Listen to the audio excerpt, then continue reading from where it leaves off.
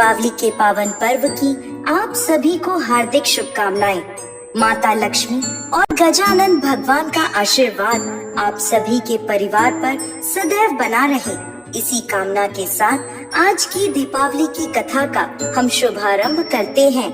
बहुत समय पहले की बात है, एक बूढ़े बाबा थे। वो सदैव भगवान की भक्ति में लीन रहते थे। हर वर्ष कार्तिक स्नान करते, हर एकादशी का निर्जला पालन करते थे। पीपल, तुलसी और वट के वृक्ष की सेवा पूजा करते। वृद्धा अवस्था में भी जब उनके लिए चलना फिरना मुश्किल था, तब भी उन्होंने अपना पूजा पाठ का नियम कभी नहीं छोड़ा। उनकी पत्नी भी भगवत भक्त थी। बाबा की 6 पुत्रियां थीं, सभी बहुत आज्ञाकारी और सुशील थी। एक बार जब बाबा पीपल में जल चढ़ाने गए, तो उस पीपल में से आवाज आई, बाबा मैं भी आपके साथ चलूंगी। यह आवाज सुन बाबा डर गए। अब हर रोज यही होता। बाबा जैसे ही पीपल में जल चढ़ाते, तो पीपल के पेड़ से एक लड़की की आवाज आती, जो कहती, बाबा मैं भी आपके साथ चलूंगी। इस बात से परेशान बूढ़े बाबा दिन पर दिन कमजोर होने लगे। उनके पास कोई जवाब नहीं होता। वो बस जल चढ़ाते और वापस अपने घर आ जाते। एक दिन बाबा को घबराया हुआ देखकर उनकी पत्नी ने पूछा, क्या बात है? तो बाबा बोले, पीपल के पेड़ से रोज एक लड़की की आवाज आती है और कहती है, मैं तुम्हारे साथ चलूंगी। यह बात सुन बूढ़ी अम्मा बोली, कल उसे ले आना। जहाँ 6 कन्याएं पहले ही हमारे घर में हैं, वहाँ एक कन्या और सही। अगले दिन बाबा उस कन्या को अपने साथ अपने घर ले आए। उसे घर छोड़कर जब बाबा गांव में आटा मांगने गए, तो उन्हें रोज की अपेक्षा ज्यादा आटा मिला।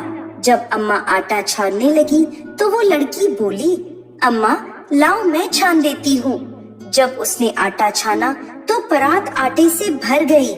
जैसे ही अम्मा खाना बनाने बैठी, तो वो कन्या बोली, अम्मा आज खाना मैं बनाऊंगी। इस बात पे अम्मा बोली, रहने दे बेटा, तेरा हाथ जल जाएगा। लेकिन वह कन्या नहीं मानी और खाना बनाने लगी।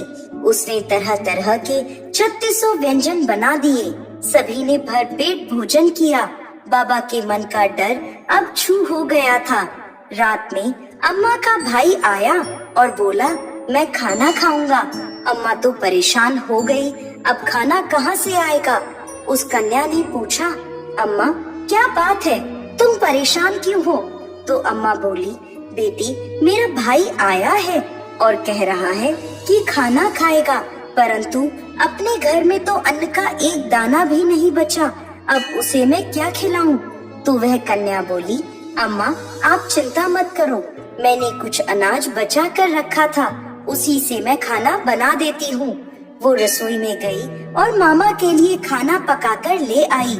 मामा ने भर पेट खाना खाया और बोला, ऐसा स्वादिष्ट खाना जिंदगी में मैंने पहले कभी नहीं खाया। रात में जब सोने का समय हुआ, तो वह कन्या बोली, माँ चौका लगा के दिया जला देना, मैं कोठे पर सोऊंगी। अम्मा बोली, बेटा तू वहाँ डर जाएगी। कन्या बोली, नहीं नहीं माँ, मैं नहीं डरूंगी। अब वह रात में कोठे में जाकर सो गई।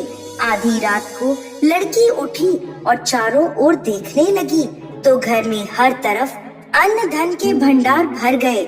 जब वह घर से बाहर जाने लगी, तो पड़ोस में रहने वाले एक बूढ़े ब्राह्मण ने उसे देख लिया और पूछा, बेटी तू कहाँ जा रही है? तो लड़की बोली, मैं दरिद्रता दूर करने आई थी, अगर तुम्हें भी करवानी है तो करवा लो। उसने बूढ़े ब्राह्मण के घर की तरफ भी जैसे ही देखा, तो चारों ओर धन ही धन हो गया। सुबह जब सब उठे, तो उसे ढूंढने लगे। अरे हमारी बेटी कहाँ चली गई? हमारी बेटी कहाँ चली गई? तब पड़ोस के वह ब्राह्मण बोले, तुम्हारी बेटी नहीं, वो तो स्वयं लक्ष्मी माता थी, जो तुम्हारे साथ साथ हमारे घर की दरिद्रता भी दूर कर गई। हे लक्ष्मी माता, जैसे आपने ब्राह्मण की दरिद्रता दूर करी, वैसे ही सबकी करना। कहानी को कहते, सुनते और हुकार भरते सब पर कृपा करना। जय लक्ष्मी माता।